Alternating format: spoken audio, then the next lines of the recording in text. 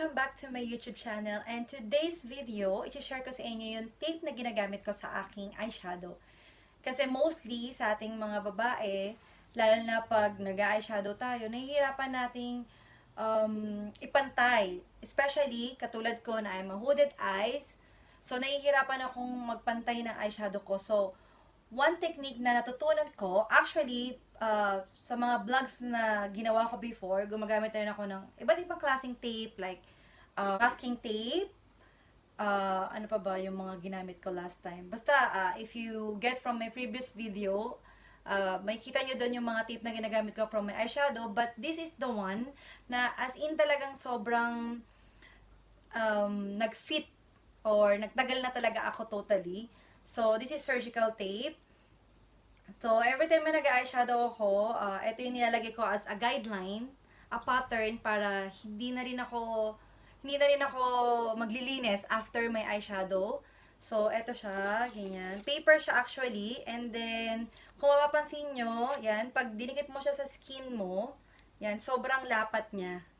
Ganyan, as in, totally malapat siya. So, yan siya. Kaya, ang kagandahan nito, kahit gumalaw-galaw tayo, hindi nade-deform yung lines na gusto natin i-achieve para dun sa eyeshadow natin. Like what I did today, ganyan siya. Diba? So, as in talaga na perfect siya. So, hindi natin kailangan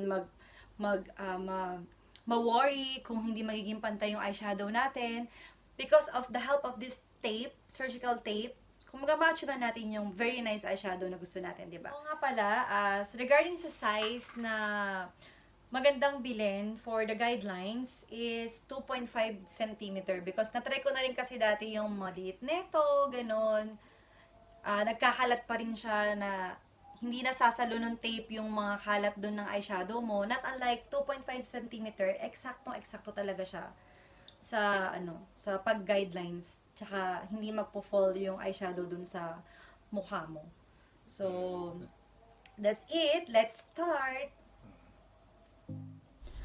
Using Multitasker Concealer from Rimmel, Shade Light, lilinisin ko yung eyebrow line na ginawa ko off the camera and i-apply ko yung concealer all over to my crease as my primer para sa aking eyeshadow.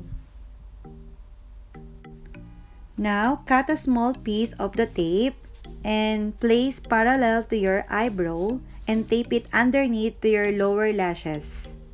I-press mo lang siya all the way down to make sure na nakadikit talaga siya. Siguro marami nagtataka sa inyo bakit hindi na lang ako bumili ng eyeshadow pads, which is super costly siya. Not unlike this tape, super pasok siya sa budget, especially ako everyday ko siya ginagamit.